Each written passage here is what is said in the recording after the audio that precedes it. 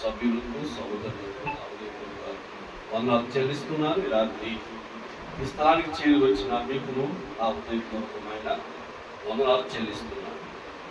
ప్రియులారా, ప్రభు గొప్పవాడు, ప్రభు ఆశ్చర్యమైన కార్యములు అద్భుతములు చేయవాడు, అటు వాటి కంటే ఊహించే వాటి కంటే అత్యధికముగా చేయ శక్తి గల గొప్ప దేవుడే. కనుక మన జీవితాల్లో ప్రభు మన కార్యములను నిరంతరమును ఆయన కొనసాగిస్తున్న గొప్ప ప్రేమను బట్టి మనము దేవునికి వందనస్తులమై ఉన్నాం. కనుక భక్తుడు అన్నాడు పౌలు గారు, దశలోనికి రాసిన పత్రిక 5:18 మొదలుపెట్టాడు. 16-18 వచనాలు మనం చూస్తాం. ప్రతి విషయం నందును కృతజ్ఞతాస్తుతులు చెల్లించు. ప్రతి విషయంలో కూడా కృతజ్ఞతాస్తుతులు చెల్లించాలి. మన జీవితాల్లో ప్రభు చేస్తున్న ఆశ్చర్యకరమైన అద్భుతమైన కార్యాలను బట్టి మనము ప్రభువును స్మృతింప భద్రమై ఉంటుంది.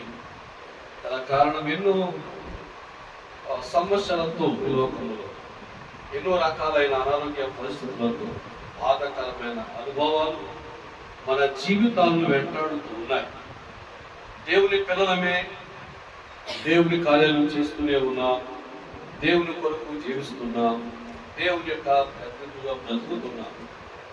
మనం ఎప్పుడు దేవుని పనిలో మనం వేగంగా పనిచేస్తామో, దేవుని పనిలో భారంగా మనము బాధ్యతతో పనిచేస్తామో, మరొకవైపు సాతానుడు కూడా తన యొక్క దాడి మన మీద కొనసాగించేవాడుగా ఉంటాడు ఖచ్చితంగా. ఎందుకంటే మనము దేవుని పని చేయటం ఆయన సాతానుకు అపవాదికి ఏమాత్రం ఇష్టం లేదు.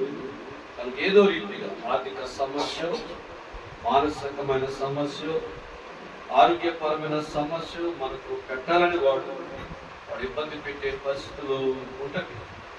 అయితే ప్రభు నమ్మకమైన దేవుడు, ఆయన మన జీవితాల్లో తన కృపను తన దయను మన పట్ల కనపరుచుచున్నాడు. అందులో బట్టి మనం నేటికి సజీవులమై ఉన్నాం.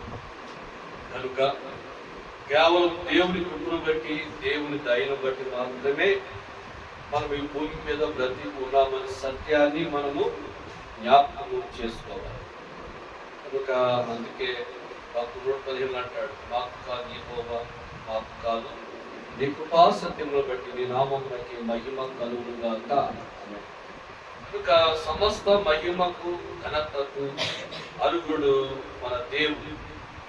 అది మరొక చోట చక్కని మాట ఉన్నది. ఆ మాట దేవుడే స్వయంగా ఒక సీనియర్ మోస్ట్ గాడ్స్ అన్నిటితో దేవుడు మాట్లాడతాడు. ఆ మాట ఏంటంటే, నన్ను ఘనపరచు వారిని నేనేం చేస్తాను, ఘనపరచుదును అన్నాడు. ఎవరైతే నన్ను ఘనపరుస్తున్నారో నేను వారిని ఘనపరచుదును అని ప్రేమ గల దేవుడు.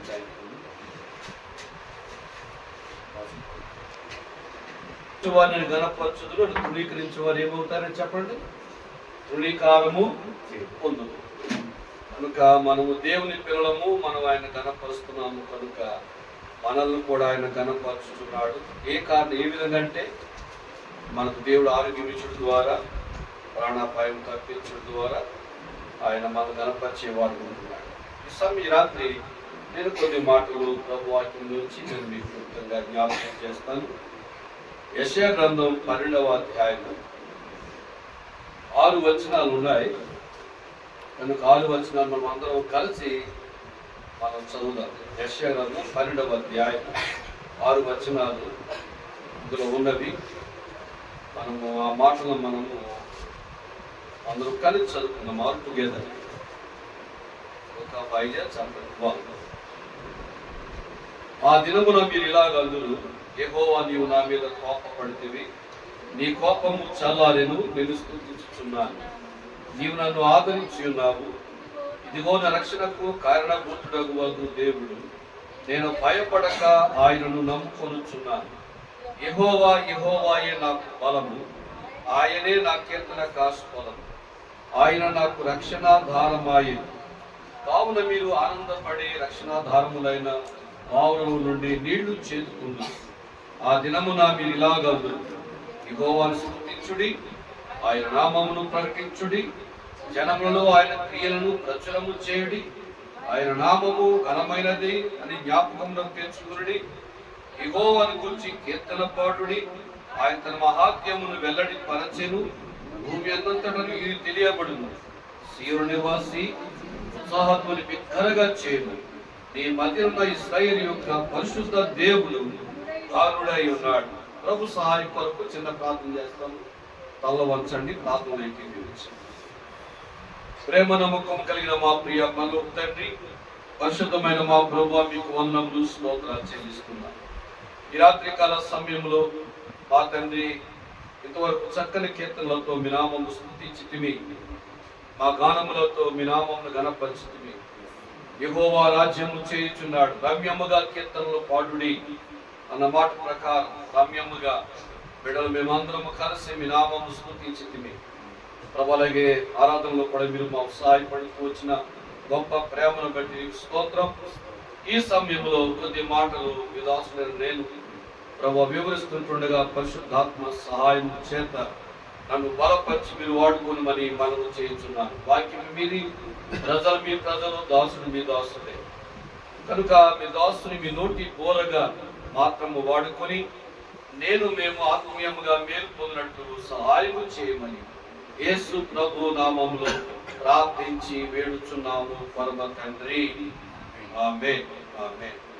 మనం చదువుకునే యెషయా గ్రంథం 12వ అధ్యాయంలో మొదటి మాట మనం చూస్తే ఇక్కడ అంటాడు, నిన్ను స్తుతించుచున్నాను, నీవు నన్ను ఆదరించి ఉన్నావు అంటాడు. నిన్ను స్తుతించుచున్నాను, నీవు నన్ను ఏం చేసావు? ఆదరించి ఉన్నావు. పైన చూచే మాట ఏంటంటే, యెహోవా నీవు నా మీద కోపపడితివి, నీ కోపము చల్లారినని మాట. కొన్నిసార్లు దేవుడు మన మీద, మన క్రియలు బట్టి కొన్నిసార్లు దేవుడు మన మీద కోపపడవచ్చు, కానీ ఆయన కోపము నిమిషం మాత్రం ఉంటుంది. ఆయన దయ ఎంతకాలం ఉంటుంది చెప్పండి? ఆయుష్కాలం ఆయన దయ మన మీద ఉంది. కనుక ఆయన కోపము చల్లారింది. ఆ కారణాన్ని బట్టి ఈ భక్తుడు అన్నాడు, నిన్ను స్తుతించుచున్నాను, నీవు నన్ను ఆదరించి ఉన్నావు అన్నాడు. 2వ వచనంలో మనం చూస్తే, ఇదిగో నా రక్షణకు కారణభూతుడగు దేవుడు, నేను భయపడక ఆయనను నమ్ముకొనుచున్నాను. యెహోవాయే నాకు బలము, ఆయనే నా కీర్తన కాస్పదము, ఆయన నాకు రక్షణాధారమాయను అన్నాడు.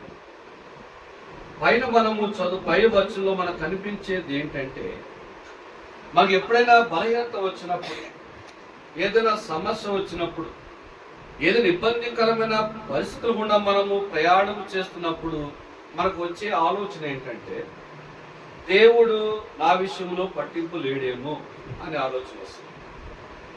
2వ ఉద్దేశం ఏంటంటే, దేవుడు నా ఏదైనా పొరపాటు దృష్టికి వచ్చి నా మీద కోపపడుతున్నాడేమో అనే ఆలోచన కూడా మనకు కలుగుతుంది.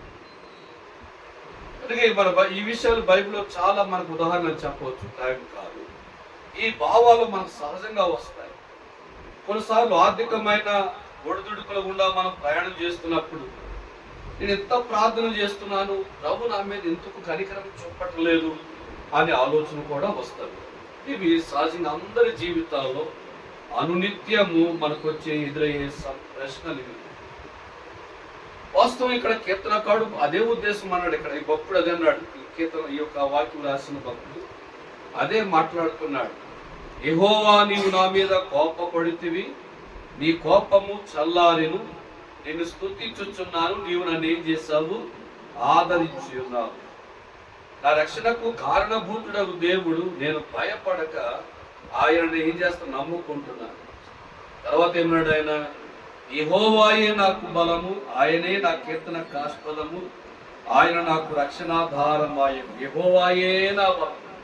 అంటే ఈ నిస్పృహలో ఉండి, నిరుత్సాహమైన పరిస్థితిలోంచి, దేవుడు నా మీద కోప్పడ్డాడేమో అనే భావన నుండి ఈ వ్యక్తి స్థితిలోంచి, అధమ స్థితిలోంచి ఉన్నత స్థితిలో గెలిపోయి అంటున్నాడు, నేను ఆయన స్తుతిస్తున్నాను. గల కారణం ఏంటంటే, నా బలము యెహోవాయే.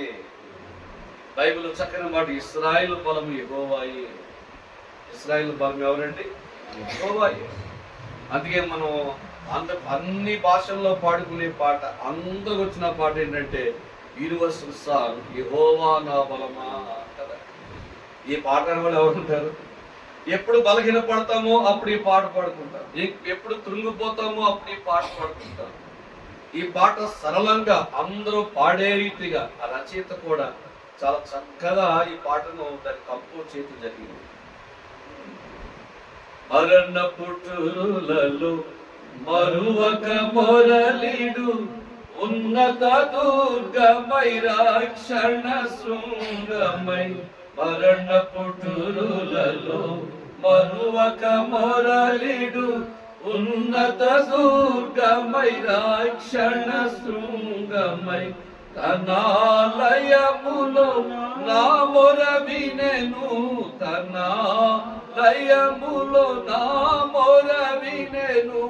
ఆదరెను ధరణి భయకంపముచే, ఆదరెను ధరణి భయకంపముచే. యెహోవా నా బలమా, యథార్థమైనది నీ మార్గం, పరిపూర్ణమైనది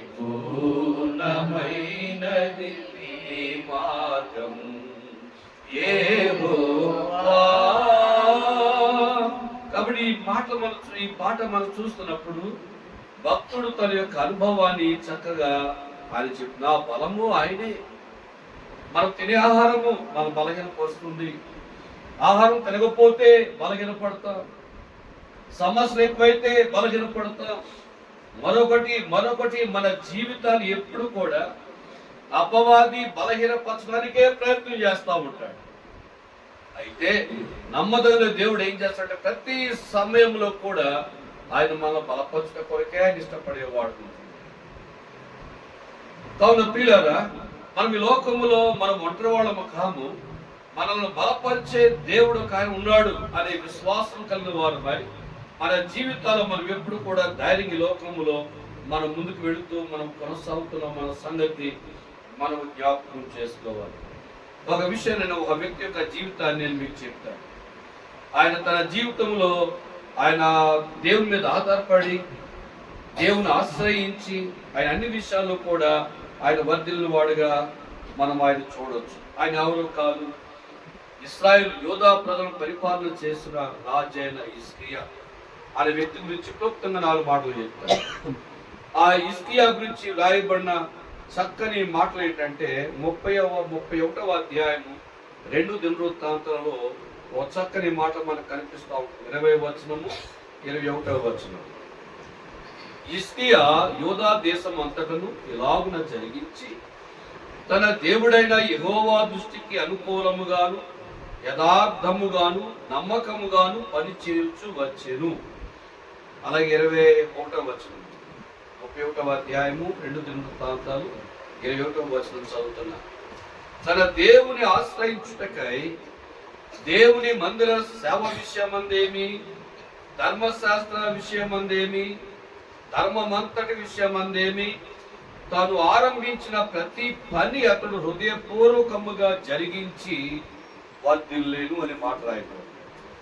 తను ఆరంభించిన ప్రతి పని కూడా హృదయపూర్వకముగా జరిగించి వర్ధిల్లాడు అని మాట మనం చూస్తున్నాం. హిజ్కియా అనే రాజు జీవితంలో ఒక మంచి వాడుగా మనం చూస్తాం. హిజ్కియా రాజు తన పితరుడైన దావీదును ఒక గురిగా పెట్టుకున్నాడు. తన పితరుడైన దావీదు యొక్క జీవితాన్ని బాగుగా గమనించినాడు. దేవుని ఏ విధంగా ప్రేమించినాడో దావీదు ఎటువంటి విశ్వాసం కలిగి బ్రతకాడో, విశ్వాసము ద్వారా శత్రువులు ఏ విధంగా జయిస్తూ వచ్చాడు, ఘనమైన కార్యములు ఏ విధంగా పొందుకున్నాడు, దేవుని మందిరాన్ని గురించిన ఆలోచన ఎంత ఎక్కువగా ఉండిందో, ఇవన్నీ కూడా హిజ్కియా దావీదు యొక్క జీవితాన్ని బాగా గ్రహించి నేను బ్రతికితే దావీదులా బ్రతకాలని తీర్మానము హిజ్కియా చేసుకున్న కారణం బట్టి ఆయన రాజుగా ఆయన అభిషేకము చేయబడిన తర్వాత 29వ అధ్యాయంలో 2 దినవృత్తాంతాల గ్రంథం 29వ అధ్యాయంలో 1వ వచనం ఈ విధంగా రాయబడినది.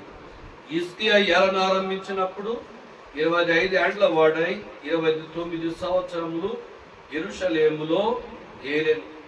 అతని తల్లి జకరియా కుమార్తె, ఆమె పేరు అబియా.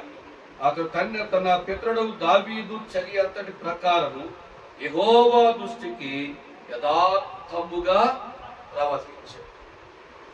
రాయబడిన హిజ్కియా గురించి వివరాలు మనం చూస్తా ఉన్నాం. తన తండ్రి గురించిన విషయాలు ఉన్నాయి. తన తల్లి ఒక యాజకుని కుమార్తెగా మనం చూస్తా ఉన్నాం. అందును బట్టి ఏమో తల్లి హిజ్కియాకు దైవికమైన భయాన్ని, దైవికమైన గౌరవ మర్యాదలు తల్లి నేర్పుతూ వచ్చింది హిజ్కియా. అందుకే హిజ్కియా తన జీవితంలో తన పితరుడైన దావీదును గురిగా పెట్టుకుని ఆయన దావీదు వలె యథార్థముగా దేవుని కొరకు బ్రతికిన వాడని బైబిల్ స్పష్టంగా చెప్తుంది. ఇక్కడ ఒక మాట మీరు గమనించాల్సిన విషయం ఏంటంటే, హిజ్కియా తన పితరుడు, తన గ్రేట్ గ్రాండ్ ఫాదర్ ఆ విధంగా ముందుకు వెనక్కి వెళ్ళిపోతే దావీదును చూచాడు. తర్వాత మనం చూస్తుంటే హిజ్కియా జీవితంలో అద్భుతమైన ప్రవర్తన కలిగిన వాడుగా హిజ్కియా, ఎంత ఉన్నతమైన భావములు కలిగిన వాడుగా, మంచి పరిపాలన చేసిన వాడుగా హిజ్కియాను చూస్తాం. తర్వాత చూస్తే యేసుక్రీస్తు వారికి great great great great great great grand father గా హిజ్కియాను చూస్తాం.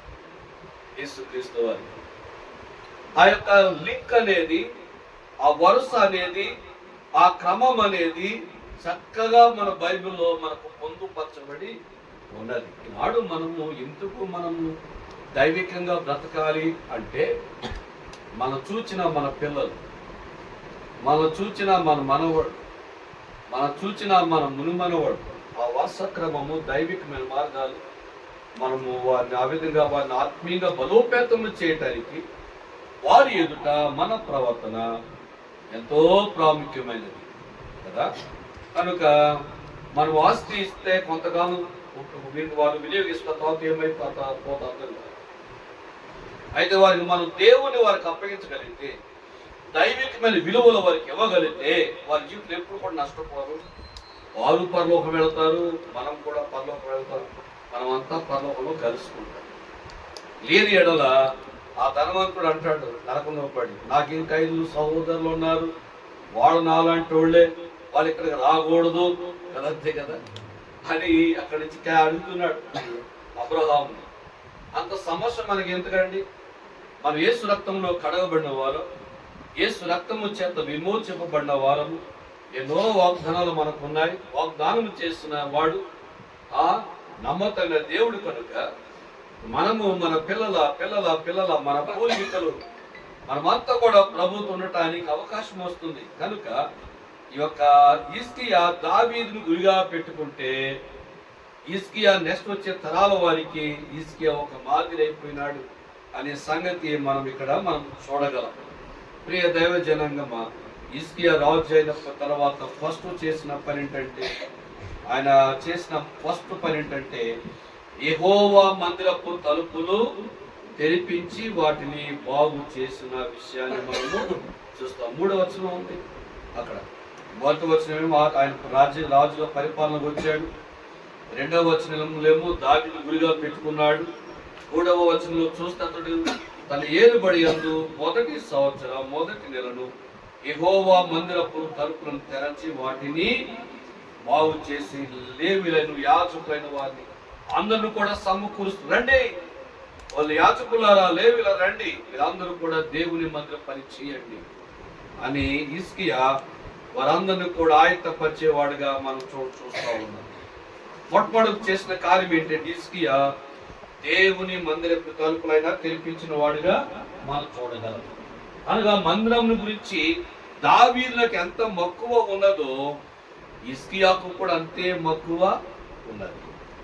అలా మనము కూడా దేవుని బైబిల్ చెప్తుంది, దేవుని మందిరమును ప్రేమించే వారు వర్ధనతారని బైబిల్ చెప్తుంది. నీ మందిరములోని మేలు చేత మేమేం పొందుతాం? తృప్తి పొందుతాం కదా. నీ మందిరంలోని మేలు చేత మేము తృప్తి పొందుతాం. ఎందుకు వెళ్తున్నాం? ఆదివారం ఆరాధనకి మేలు పొందటానికి. ఎందుకు వెళ్తున్నాం? ప్రార్థనా కూడికలకి మేలు పొందటానికి. ఎందుకు వెళుతున్నాం? నియమక కోటాల కూడికల కంటే ఆత్మీయంగా మేలు పొందటానికి. దేవుని మందిరములో మనకు దేవుని యొక్క ఆశీర్వాదం మేలు మనకు లభిస్తూ ఉంటవి. అందుకే మొట్టమొదటిగా చేసిన పని దేవుని మందిరం యొక్క పని కొరకైన ఆ ఉద్దేశం, ఆలోచన హిజ్కియా కలిగిన వాడిగా మనము చూడగలం. తర్వాత మందిరం బాగు చేసిన తర్వాత పస్కా పండుగను ఆచరించాలని ప్రయత్నం చేస్తున్నాడు.